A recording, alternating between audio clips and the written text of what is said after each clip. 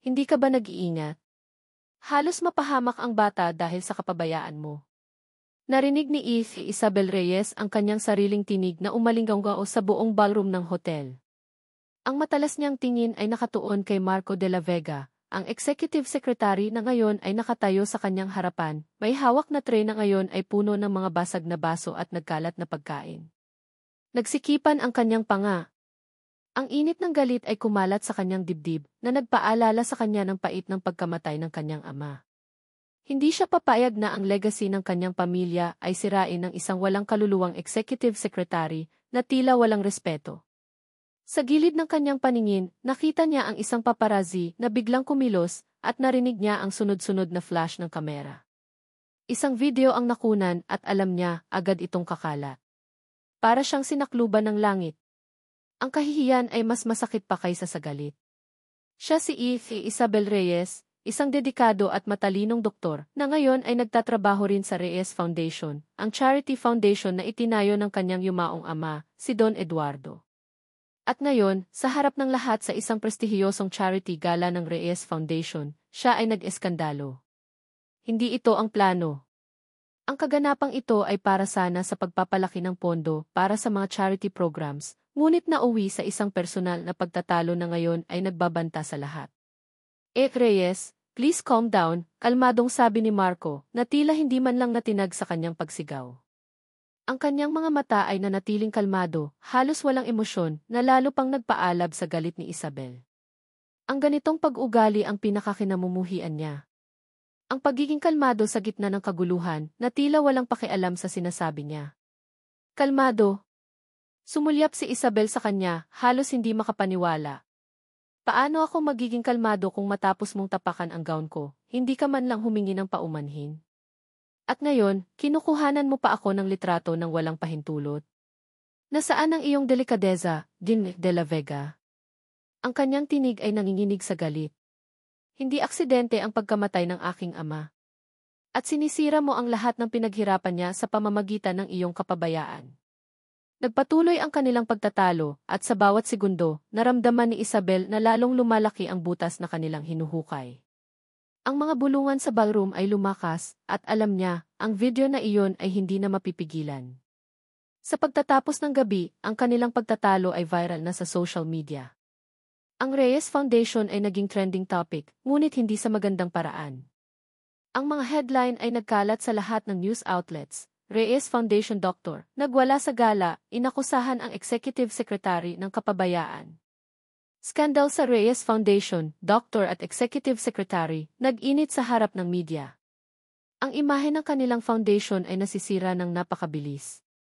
Ang mga donations nila ay bumaba at ang mga board members ay nagsimulang mag-alala.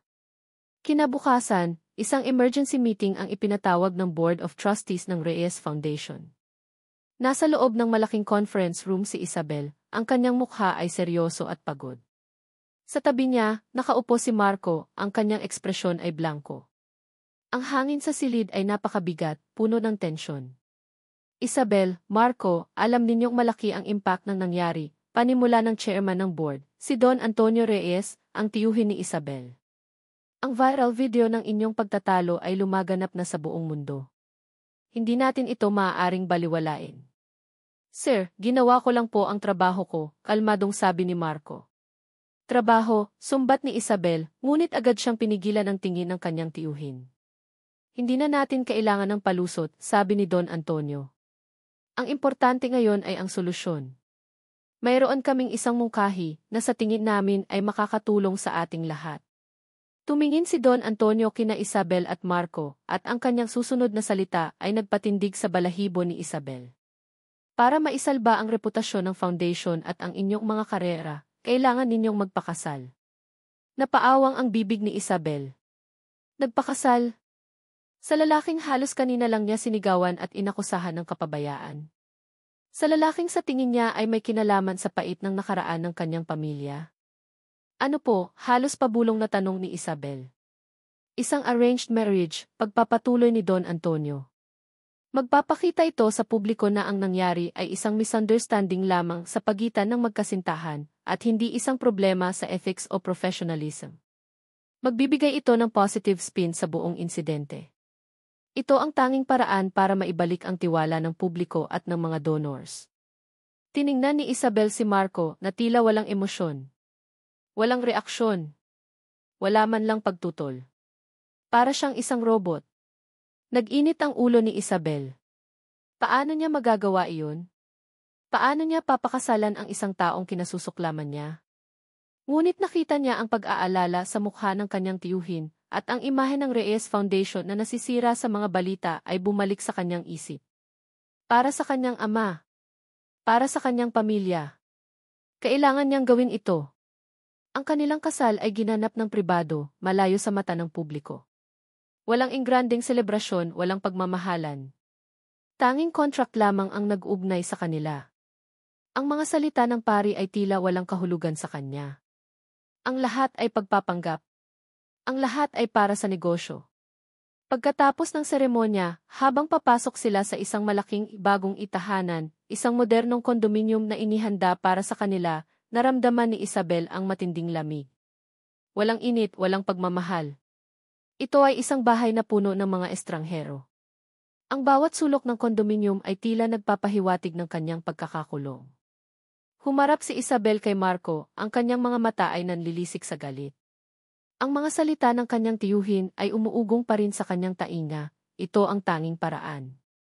Ang pangakong iyon na pananatilihin niya ang legacy ng kanyang ama ay tila isang sumpa ngayon. Huwag kang magkakamali na lumagpas sa mga limitasyon ng kontratang ito, Ginith de la Vega, matigas na sabi ni Isabel. Ang kanyang boses ay halos pabulong ngunit puno ng banta. Hindi ka bahagi ng pamilya ko. Ito ay isang pagpapanggap lamang. Huwag kang magkakamali na subukang saktan ako o ang legacy ng aking ama. Tinalikuran niya si Marco at naglakad patungo sa isa sa mga silid. Iniwan si Marco na nakatayo doon, ang kanyang mukha ay puno ng pagkalito at bahagyang pagkabigla. Ang bawat paghinga ni Marco de la Vega ay tila may kasamang mabigat na tinik. Ang bawat sulok ng marangyang kondominium na ito ay nagpapaalala sa kanya ng pagpapanggap, ang kasal na ito, ang pamilyang ito. Walang pagmamahal. Walang init. Lahat ay fake, isang malaking show para sa publiko at sa Reyes Foundation. Nakaupo siya sa gilid ng kanyang kama, hindi makagalaw. Sa kabilang kwarto, alam niyang nandoon si Isabel, marahil ay natutulog na, o baka gising at kinasusuklaman pa rin siya. Ang unang gabi nilang magkasama sa iisang bubong ay puno ng katahimikan at distansya. Magkaiba ang kanilang mga silid at ang pinto sa pagitan nila ay tila isang di nakikitang pader. Sinubukan niyang lapitan si Isabel kanina sa kusina, nag-alok ng tulong sa pag-aayos ng hapunan. Ngunit nilayuan siya ni Isabel, ang kanyang mga mata ay matigas na nagsasabing hindi niya kailangan ang tulong ng isang kapabayaan na nagdulot ng gulo sa buhay niya. Nasaktan siya. Ngunit alam niyang karapatan ni Isabel na magalit. Sa mga sumunod na araw, ang kanilang buhay ay naging isang serya ng public appearances at staged moments. Kinailangan nilang magpanggap bilang isang masayang mag-asawa sa mga charity events, press conferences, at maging sa simpleng pamimili sa grocery. Nakita ni Marco ang kahusayan ni Isabel sa pagpapanggap. Ang kanyang mga ngiti ay nakakasilaw, ang kanyang mga mata ay puno ng pagmamahal sa harap ng mga kamera. Ngunit sa sandaling mawala ang mga ito, bumabalik ang lamig. Isang linggo ng umaga, habang naghahanda siya ng kape, nakita ni Marco si Isabel na lumabas. Ng pinto, nakasuot ng simpleng damit. Tahimik niya itong sinundan. Patungo si Isabel sa sementeryo. Nakatayo si Marco sa malayo, nakikita si Isabel na nakayuko sa isang puntod. Ito ang puntod ni Don Eduardo Reyes, ang ama ni Isabel. Narinig niya ang mahihinang hikbi ni Isabel, ang kanyang mga bulong na puno ng sakit at paghahanap ng hustisya. Daddy, bakit mo kami iniwan? Hanggang ngayon, hindi ko pa rin tanggap ang nangyari. Gusto ko lang malaman ang totoo. Gusto ko lang ng hustisya para sa'yo. Kumirot ang dibdib ni Marco. Ang kanyang konsensya ay tila isang sumpa. Ang mga salita ni Isabel ay nagpalakas sa bigat ng lihim na kanyang itinatago. Isang hapon, habang abala si Marco sa kanyang opisina, nagre-review ng mga documents ng Reyes Foundation, biglang tumunog ang kanyang cellphone. Nakita niya ang pangalan ng kanyang kapatid na si Ana de la Vega. Kinabahan siya. Malubha ang sakit ni Ana, isang rare blood disorder, at nangangailangan siya ng mamahaling gamot. Kuya, lumalala po ang kondisyon ko, narinig niya ang mahinang tinig ni Ana sa kabilang linya. Hindi ko na po halos makayanan ang sakit. Kailangan ko na po ng next dose ng gamot. Wala po akong pera. Naramdaman ni Marco ang matinding sakit at kawalan ng pag-asa. Wala siyang sapat na pera para sa gamot ni Ana. Ang kanyang trabaho bilang executive secretary ay sapat lamang para sa kanilang pang-araw-araw na pangangailangan. Biglang nag-flashback si Marco sa araw ng charity event ni Don Eduardo. Siya ang executive secretary na inatasan na mag-supervise ng buong event na alala niya ang kaguluhan, ang pagbagsak ng chandelier, at ang pagkamatay ni Don Eduardo. Naalala niya kung paano siya nilapitan ni N. Arthur Lim, isang makapangyarihang negosyante na nagpanggap na nagbibigay ng tulong pinansyal sa Reyes Foundation. Flashback. Marco, nakita ko ang nangyari, sabi ni N. Lim, habang kalmado siyang nilapitan sa gitna ng kaguluhan, ilang minuto matapos ang insidente. Alam kong desperado ka para sa kapatid mo. May solusyon ako. Tinitigan ni Marco si N. Lim. Anong kinalaman ng kapatid ko dito, sir? Ngumiti si N. Lim, isang ngiti na hindi umabot sa kanyang mga mata. Alam kong may sakit si Ana. May mga connections ako. Maaari akong magbigay ng sapat na pondo para sa kanyang pagpapagamot at maaari rin kitang bigyan ng stable na trabaho sa aking company. Ang kailangan mo lang gawin, Marco, ay manahimik. At sundin ang aking mga utos. Itago mo ang katotohanan. Ipaalam mo sa lahat na aksidente ang nangyari at walang ibang may kinalaman. Naalala ni Marco ang mga detalye ng blackmail. Kailangan niyang manipulahin ang mga reports, baguhin ang mga witness statements, at tiyakin na walang sinuman ang maghihinala kay E.M. Lim.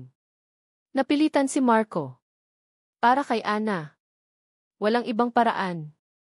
Ang kanyang konsensya ay naggangalit, ngunit ang pag-asa para sa buhay ng kanyang kapatid ang namayani. Narinig niya ang kanyang sarili na pumapayag. End of flashback. Bumalik sa kasalukuyan, hawak ni Marco ang kanyang cellphone, ang kanyang kamay ay nanginginig. Ang kanyang kapatid na may sakit at ang madilim na lihim na kanyang itinatago. Ang larawan ng umiiyak na si Isabel sa puntod ng kanyang ama ay bumalik sa kanyang isip. Sa labas ng kanyang opisina, narinig niya ang boses ni Isabel na nagsasabi sa kanyang assistant, "I-schedule mo ang lahat ng meetings ko sa buong linggo. Gusto kong malaman ang bawat detalye ng lahat ng kaso ng Reyes Foundation, lalo na ang mga lumang kaso." Nag-alala si Marco. Nag-iimbestiga na ba si Isabel? Ang pader ng kanyang lihim ay unti-unting ginigiba. Gaano katagal pa bago malaman ni Isabel ang katotohanan? At kapag nalaman niya, paano siya haharapin ni Isabel? Ang takot ay kumalat sa kanyang dibdib. Ang bawat araw na lumilipas ay nagdadala ng kakaibang pakiramdam kay Isabel Reyes. Ang lamig at tensyon sa pagitan nila ni Marco ay unti-unting nagbibigay daan sa isang pamilyar na, kung minsan ay awkward, na pagiging kasama. Sa harap ng publiko, sila ay ang perpektong mag-asawa. Magkahawak kamay, nagingitian, at nagpapalit ng matatamis na salita. Ngunit sa likod ng mga kortina, nanatili pa rin ang kanilang kontrata. Subalit, hindi niya maitatanggi ang maliliit na pagkilos ng kabutihan ni Marco, ang paghahanda nito ng kape tuwing umaga, ang pagtatanong nito kung kumain na siya, o ang pag-aalala sa kanya kapag nakita siyang pagod. Sa isang corporate event, kinailangan nilang magsayaw bilang mag-asawa. Ang musika ay malambing at habang dahan-dahan silang sumasayaw sa gitna ng dance floor, naramdaman ni Isabel ang init ng kamay ni Marco na nakahawak sa kanyang baywang. Ang kabilang kamay nito ay marahang nakahawak sa kanyang kamay. Ang kanilang mga mata ay nagtagpo. Sa sandaling iyon, tila nawala ang lahat ng tao sa paligid nila. May kung anong spark na naramdaman si Isabel sa kanyang dibdib, isang bahagyang kilig na hindi niya inaasahan. Agad siyang napalingon, pinilit na kalimutan ang pakiramdam na iyon. Hindi ito totoo. Makalipas ang ilang linggo, habang ginagawa ni Isabel ang kanyang annual medical check-up, nakatanggap siya ng balita mula sa kanyang doktor na nagpabago sa lahat. Reyes, panimula ng kanyang doktor, base sa test results, gusto ko lang kumpirmahin na buntis ka.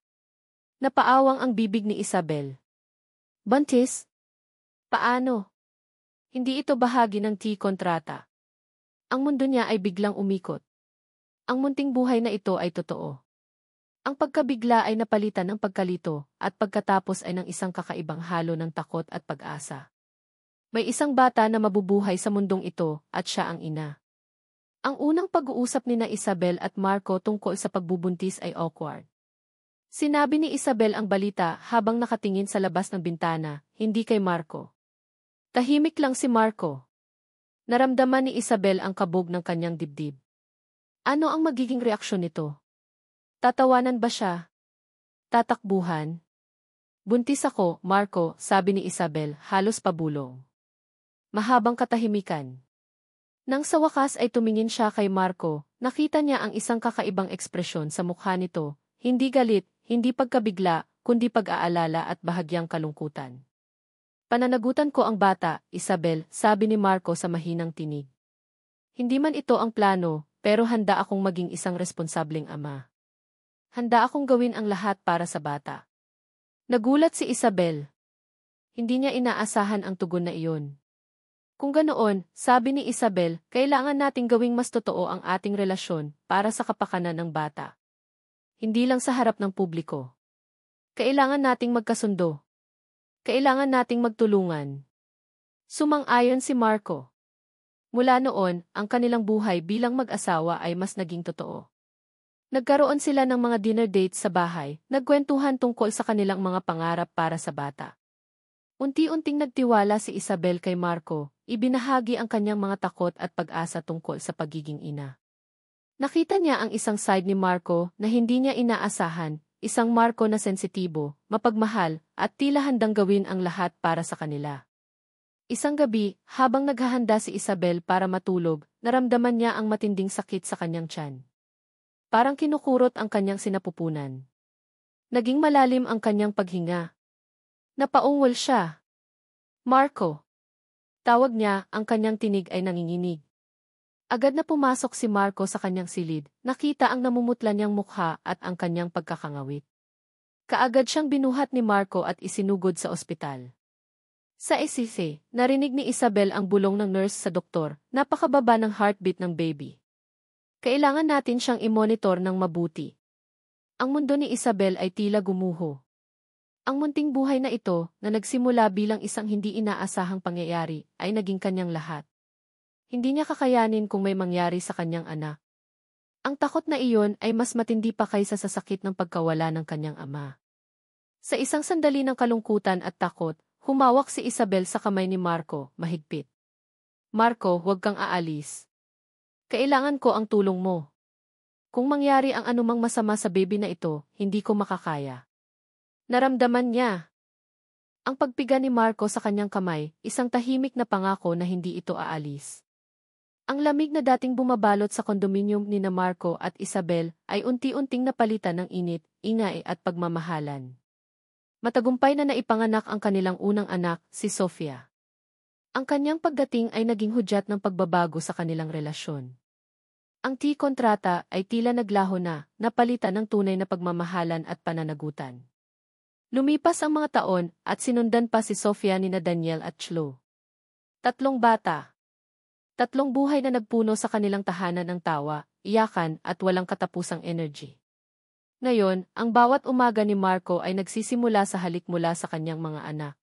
Si Sofia, na matalino at mapagmasid, ay laging may tanong. Si Daniel, na aktibo at mapagmahal, ay laging yumayakap. At si Chlo, ang bunso na bibo at mahilig sa lambing, ay nagpapasaya sa lahat. Ang kanilang buhay pamilya ay totoo na. Ang pagmamahal ni Isabel, na dati ay mahirap niyang abutin, ay naroon na, nagliliwanag. Ngunit sa likod ng lahat ng kaligayahang ito, may isang anino na patuloy na sumusunod kay Marco, ang lihim ng pagkamatay ng ama ni Isabel. Sa gabi, kapag tulog na ang lahat, bumabalik ang mga nightmares ni Marco. Nakikita niya ang kanyang sarili sa gabi ng charity event, ang pagbagsak ng chandelier, at ang mukha ni Don Eduardo na puno ng takot. Kasunod noon ang mukha ni Emily Arthur Lim, na may ngiti ng demonyo, at ang kanyang sarili na pinipilit sumunod sa mga utos nito. Naramdaman niya ang pagkakasala, ang bigat ng katotohanan na kanyang itinatago. Sa bawat pagtanda ng kanyang mga anak, lalo niyang naramdaman ang bigat ng panlilinlang kay Isabel. Paano niya ipagtatapat ang lahat? Isang araw, habang nasa opisina niya, tumunog ang kanyang cellphone. Si Ana. Kinabahan siya. Kuya, lumalala na po talaga ang kondisyon ko, sabi ni Ana, ang kanyang boses ay mahina at halos hindi na marinig. Hindi na po ako makabangon. Kailangan ko na po ng mas malakas na gamot at alam kong napakamahal po nito. Nanginig ang kamay ni Marco. Ang pera mula kay Lim ay matagal nang naubos at ngayon ay bumabalik na naman ang takot na mawala si Ana. Nag-alala siya ng husto. Ang kanyang pagpapanggap sa harap ni Isabel, ang kanyang guilt sa nakaraan, at ngayon, ang lumalalang kondisyon ni Ana, ang lahat ay tila sabay-sabay na sumasabog sa kanyang isipan. Habang nagbabasa ng news online, nakita ni Marco ang isang article tungkol kay Arthur Lim. Naghahanda si Lim para sa isang malaking business venture at binabanggit sa article ang kanyang mga nakaraang tagumpay, kabilang ang ipagtulong niya sa Reyes Foundation sa trahedya ni Don Eduardo. Nag-init ang ulo ni Marco. Pagtulong, bulong niya. Ang sinungaling. Kinabukasan, habang naglilinis ng kanyang lumang company laptop, ang laptop na ginamit niya noong siya ay executive secretary sa Reyes Foundation, nakita niya ang isang encrypted folder na nakatago sa isang lumang drive. Nagulat si Marco. Nakalimutan niya ang folder na ito. Puno ng pagdududa, binuksan niya ito. Sa loob, nakita niya ang mga lumang email exchanges ni Arthur Lim at Mang Ben, ang dating event organizer ng Reyes Foundation.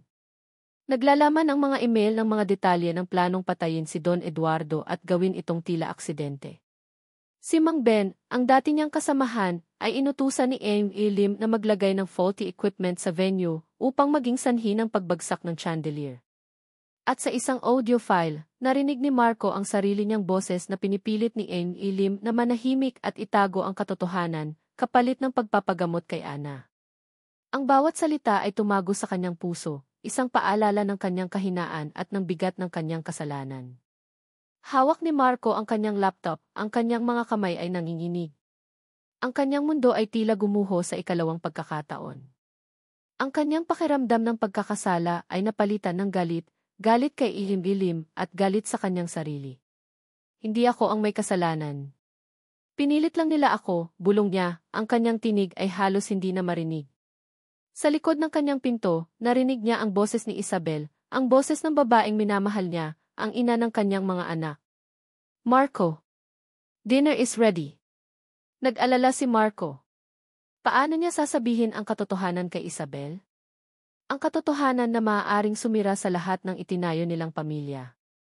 Napansin ni Isabel Reyes ang malalim na pagbabago kay Marco. Ang dating tahimik na Marco ay naging mas tahimik pa. Ang dating may ngiti sa labi para sa kanilang mga anak ay bihira nang makitang ngumiti. Laging balisa, laging may inililihim. Ilang beses niyang sinubukan itong kausapin, pero laging maisagot itong, wala to, Isabel. Pagod lang ako sa trabaho. Pero alam ni Isabel na hindi iyon ang buong katotohanan. May bumabagabag kay Marco at ang bagay na iyon ay may kinalaman sa kanila. Dahil sa pagbabago ni Marco, bumalik sa isipan ni Isabel ang mga matagal nang nakalimutang alaala ng pagkamatay ng kanyang ama.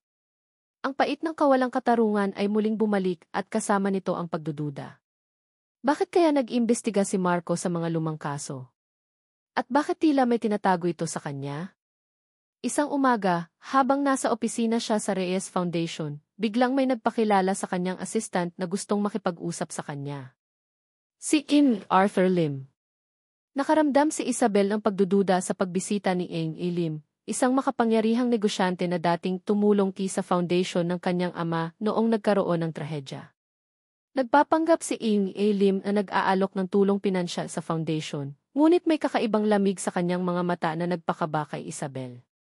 Reyes, narito ako para tumulong, sabi ni Lim habang nakangiti. Nabalitaan ko ang tungkol sa mga problema ninyo sa board at sa mga bagong issue sa foundation. Handa akong magbigay ng suporta. Sa labas, tila kabaitan ang iniaalok ni Lim, ngunit may nagtutulak sa loob ni Isabel na mag-ingat. Hindi niya lang malaman kung bakit. Makalipas ang ilang araw, nagsimulang makatanggap si Isabel ng mga anonymous emails. Ang mga email na ito ay naglalaman ng mga snippets ng impormasyon tungkol sa kaso ng kanyang ama at ang koneksyon ni Marco dito. Hindi nito ipinapakita ang buong katotohanan, ngunit sapat na para magsimulang maghinala si Isabel. Ang mga email ay nagpapahiwatig na si Marco ang utak ng lahat, na siya ang nagmanipula sa kaso.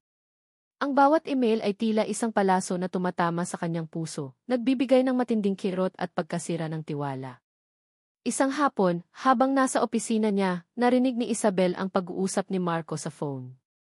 Mahina lang ang boses nito, ngunit malinaw na narinig niya ang pangalan ni Mang Ben at T.A. Arthur Lim. Nagkubli si Isabel sa likod ng pinto, nakikinig. Narinig niya ang pag-aalala sa boses ni Marco at ang bigat ng mga salitang binibitawan nito. Pagkatapos ng tawag, nakita niya si Marco na nagmamadaling nagtago ng isang lumang laptop sa kanyang drawer. Ang laptop na iyon ay hindi niya pa nakikita kailanman. Hindi na nakapagtimpi si Isabel. Hindi niya na kaya ang pagtatago. Kailangan niyang malaman ang totoo. Hinarap niya si Marco pagdating nito sa bahay kinagabihan. Marco, may kinalaman ka ba sa pagkamatay ni Daddy? Tanong ni Isabel, ang kanyang boses ay nanginginig sa galit at pagdududa. Sabihin mo sa akin ang totoo. Dahil pakiramdam ko, nawawala na ang lahat. Ikaw. Ang pamilya natin. Ang tiwala ko sa'yo. Lumabas ang kanyang mga luha, hindi niya na napigilan. Ang sakit ng pagdududa ay mas malala pa kaysa sa galit. Ang kanyang mga anak, ang kanyang pamilya, ang lahat ng itinayo nila tila guguho na naman. Hindi niya matanggap na ang lalaking minahal niya, ang ama ng kanyang mga anak, ay may bahagi sa trahedya ng kanyang buhay. Isabel, ipapaliwanag ko sana, simula ni Marco, ang kanyang mukha ay namumutla. Ngunit bago pa matapos ni Marco ang kanyang sasabihin, biglang bumukas ang doorbell. Isang malakas at mabilis na tunog ang umalinggaw sa buong bahay. Nagtataka si Isabel. Nagbukas si Marco ng pinto at nakatayo doon si A. Arthur Lim na may dalang malaking flower bouquet at isang malaking ngiti sa kanyang labi. Gabi, Isabel. Nag-aalala kasi ako sa'yo, sabi ni A. Lim, ang kanyang ngiti ay hindi umabot sa kanyang mga mata. Nabalitaan ko na may problema ka sa iyong asawa. Nasa peligro ang Reyes Foundation. At may solusyon ako para sa iyo. Sa likod ni A. Lim, may mga taong naglalabas ng mga legal documents na tila handa na para sa isang laban. Ang mundo ni Isabel ay tila gumuho na naman. Ang all is lost moment ay narito na. Ang paglitaw ni A.V. Arthur Lim sa kanilang pintuan ay parang isang malamig na hampas ng hangin. Nakita ni Marco ang takot at pagkalito sa mukha ni Isabel, at ang galit sa dibdib niya ay umapaw. Hindi niya hahayaang saktan ni Lim si Isabel o ang kanilang pamilya. Ano ang ginagawa mo rito, Ging Lim? Matigas na tanong ni Marco, humarang sa harapan ni Isabel. Ngumiti si Lim, isang ngiti na puno ng panunuya.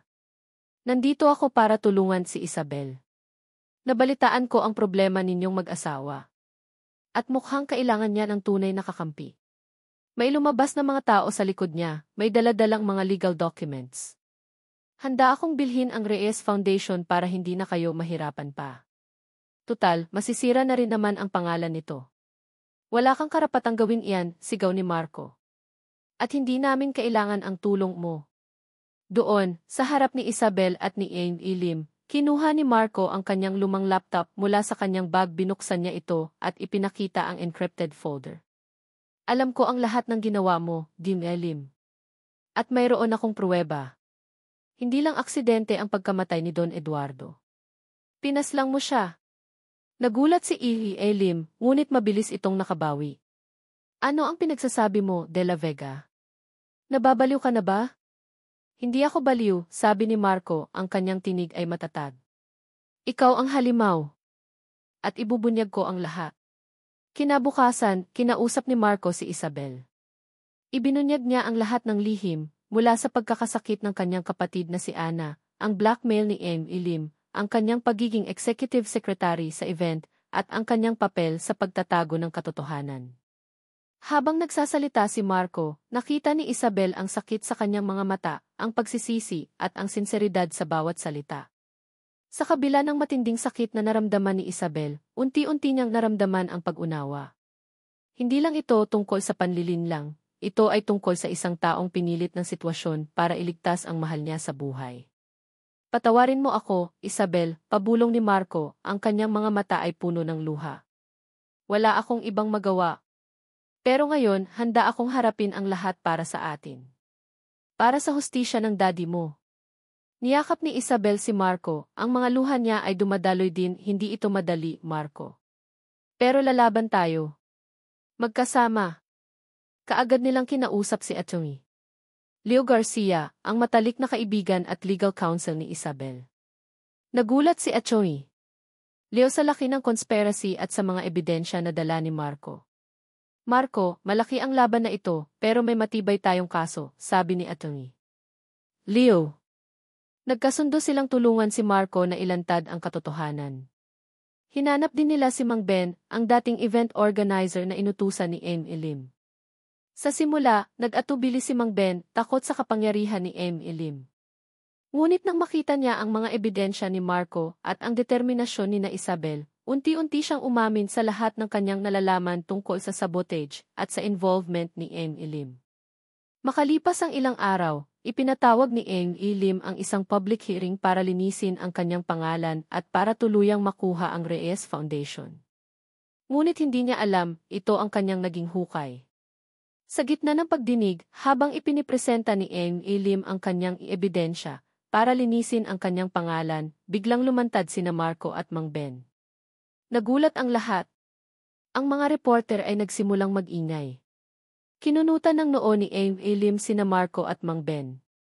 Hawak ni Marco ang kanyang laptop at ipinakita ang mga audio recordings at documents na nagpapatunay sa mga krimen ni Amy Lim, ang plano sa pagpatay, ang blackmail, at ang pagmamanipula sa ebidensya.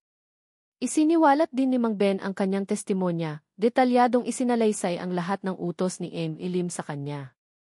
Nanlaki ang mga mata ng mga reporter at ng media.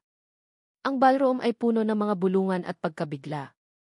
Matapos ilantad ni Marco ang lahat ng ebidensya, tumayo si Arthur Lim, namumula sa galit. Ang kanyang mukha ay puno ng kasuklam-suklam na galit.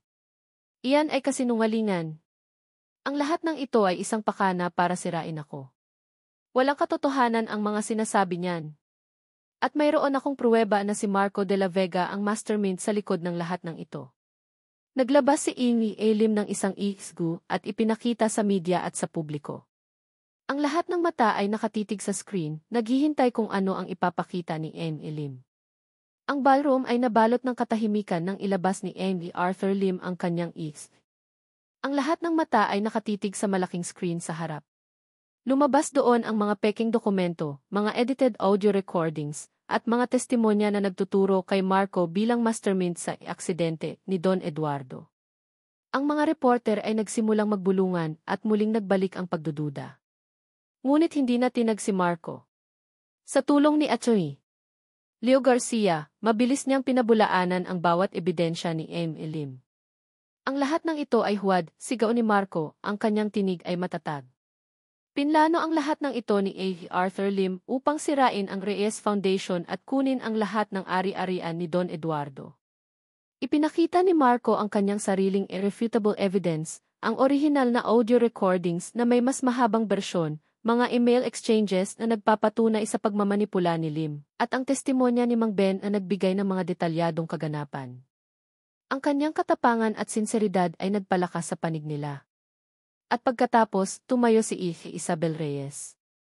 Ang kanyang mga mata ay matatag, puno ng kapayapaan at pagmamahal. Isinalaysay niya ang kanyang kwento, ang sakit ng pagkawala ng kanyang ama, ang pagkalito sa simula ng kanyang kasal, ang unti-unting pagmamahal kay Marco, at ang sakit ng pagdududa na ipinasok ni Amy Lim. Ngunit sa huli, ipinahayag niya ang kanyang buong tiwala at pagmamahal kay Marco. Hindi ko man naintindihan noon, pero ngayon, naunawaan ko na, sabi ni Isabel, ang kanyang boses ay nanginginig sa emosyon. Alam ko kung gaano kamahal ni Marco ang kanyang kapatid. At alam kong ginawa niya ang lahat para protektahan siya. Hindi siya ang salarin. Biktima rin siya. Pero ang katapangan niya na harapin ang lahat, ang tapang niyang isakripisyo ang kanyang sarili para sa katotohanan, iyon ang nagpatunay sa kanyang pagkatao. At iyon ang dahilan kung bakit mahal ko siya. Ang kanyang mga salita ay tumagos sa puso ng mga nakikinig. Nagkaroon ng malakas na palakpakan mula sa publiko. Sa wakas, napatunayan ang kasalanan ni Amy Arthur Lim. Naharap siya sa hustisya at siya ay hinatulan at ipinadala sa kulungan. Ang Reyes Foundation ay nakuha ang kanilang hustisya at ang kanilang reputasyon. Naging mas malakas pa ito sa tulong ng mga bagong partners at ng suporta ng publiko. Makalipas ang ilang linggo, tahimik na binisita nina Isabel at Marco kasama ang kanilang tatlong anak, si Sofia, Daniel, at Chloe, ang puntod ni Don Eduardo. Ang simoy ng hangin ay tila bumubulong ng kapayapaan. Daddy, pabulong ni Isabel habang hinahawakan ang lapida.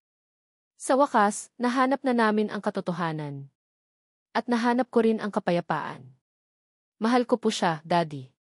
At alam kong kung nasaan ka man, masaya ka para sa amin.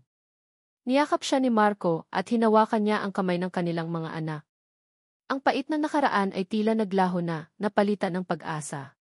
Ngayon, sa kanilang tahanan, sina Isabel at Marco, kasama ang kanilang mga anak, ay nabubuhay sa isang mundong puno ng pagmamahalan. Si Sofia ay nagbabasa ng kanyang paboritong libro. Si Daniel at Chloe ay masayang naglalaro sa sala, ang kanilang mga tawa ay bumabalot sa buong bahay. Hindi na sila isang kontratang pamilya, kundi isang pamilyang buo, pinatibay ng lahat ng pagsubok na kanilang pinagdaanan. Niyakap ni Marco si Isabel, hinagkan ang kanyang noo. Salamat sa tiwala mo, Isabel, bulong niya. Salamat sa lahat, Marco, sagot ni Isabel, habang yumakap din sa kanya. Ang pag-ibig, tulad ng isang matibay na pundasyon, ay kailangan ng katotohanan at pagpapatawad. At sa kanilang paglalakbay, natagpuan nila ang pundasyong iyon sa pagmamahalan. Sa wakas, malaya na sila. Maraming salamat po sa inyong lahat, sa bawat isa sa inyo na naglaan ng panahon upang pakinggan ang kwentong ito, mula sa simula hanggang sa matamis nitong pagtatapos. Ang paglalakbay na ito ng pagsusulat ay puno ng saya, ng mga pagkabahala, at ng malalim na pag-unawa sa mga karakter na tila naging bahagi na ng aking puso. Bilang inyong manunulat, sinubukan kong ibigay ang aking buong kaluluwa sa bawat salita, sa bawat eksena, upang maramdaman ninyo ang bawat kurot ng sakit, ang bawat kislap ng pag-asa, at ang bawat init ng pagmamahalan. Naway nag-iwan ang kwentong ito ng isang mahalagang aral sa inyong mga puso. Ang pag-ibig ay hindi laging madali, ito ay nangangailangan ng lakas ng loob na harapin ang mga katotohanan, ang pagtitiwala na maghilom sa mga sugat, at ang kapangyarihan ng pagpapatawad upang makahanap ng tunay na kapayapaan. Ito ay patunay na kahit gaano man kadilim ang nakaraan, o gaano man karaming lihim ang nakatago, ang pag-ibig na totoo at ang pagpapatawad ay kayang buuin ang anumang nasira. Ang pag-asa ay laging naroon basta't handa tayong maniwala.